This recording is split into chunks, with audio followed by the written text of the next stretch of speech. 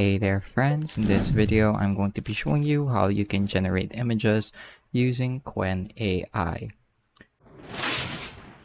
So Qwen AI has a really powerful image generation model built into it, and to make use of it, simply start a new chat and click on the plus button at the left side of the prompt box. So here you're going to see a few options. You're going to see the second one, which is called create image, and here you can also change the aspect ratio of the image you'd like to create. So let's say I want a square image, and then here I want to describe what image I want to generate. Create a sketch of let's say of a young. So upon pressing enter, it's going to start generating an image based on its training data, and let's give it a minute or two to finish generation.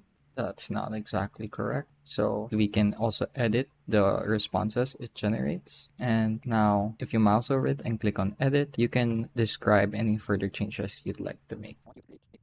So I'm going to press enter, and I'm going to give it another minute or two to finish a response. Well, it was able to change the style of the portrait, but I feel like I'm going to need to regenerate this first image again before I get the exact image I had in my head. But that's how you can generate and edit images using Qwen AI. I hope I was able to teach you something new and something useful.